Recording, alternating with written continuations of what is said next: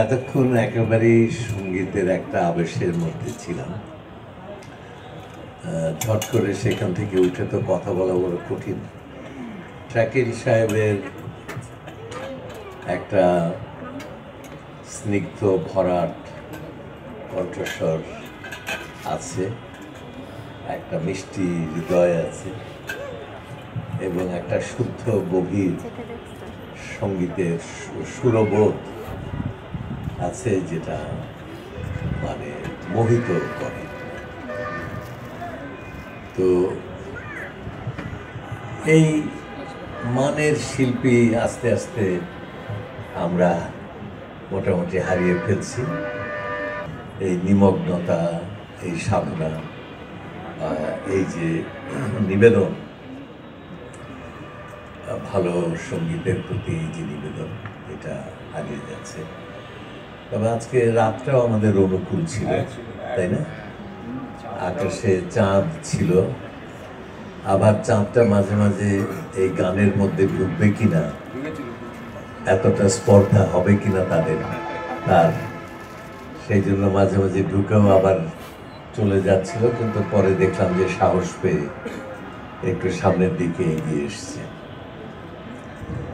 তো খুবই ভালো লাগলো, একটা সুন্দর সন্ধ্যা আমরা পেলাম এবং আমরা আশ্বাস শুনলাম যে আবার আসিব ফিরে ধানসিঁড়িটির তীরে এই বাংলায়। ধন্যবাদ, অনেক ধন্যবাদ।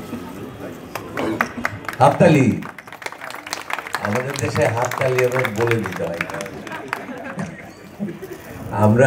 আমি যখন টেলিভিশন অনুষ্ঠান করতাম, তা হাসির কথা বললে হাসতো না।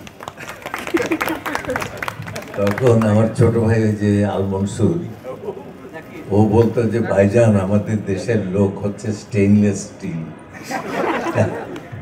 এদেরকে হাসির জায়গাতে হাসতে হবে এইটাও বুঝিয়ে দিতে হয়।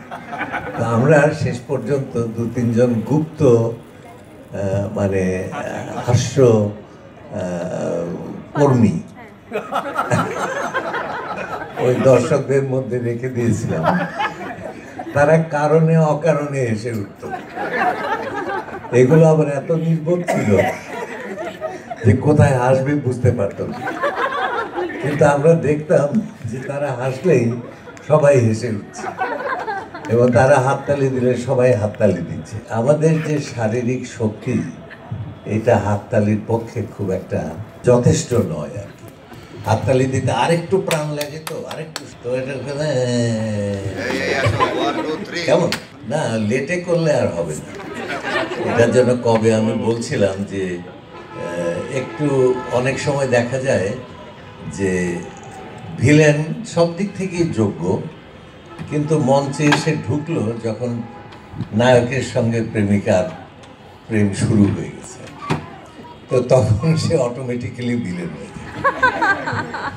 এই বৃষ্টির জন্য কিন্তু আমাদের অনুষ্ঠান পারতপক্ষে নষ্ট হয়নি, নষ্ট হয় শীতের সময়ে, যখন এখানে বসে গায়ক বা গায়িকা গান আরম্ভ করেন আর সোজা ওই দিক থেকে ঠান্ডা বাতাস হিহি করে তার গলায় লাগে এবং দেখা যায় যে প্রথম 3টা গান মোটামুটি হলো, তারপরে গলা বসতে শুরু করলো, তারপরে কাশি উঠতে শুরু করলো।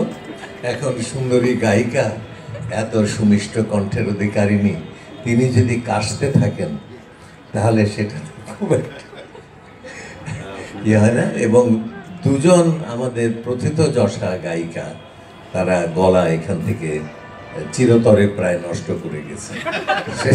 সেই জন্য আমরা শীতকালে 2 মাস বন্ধ রাখি।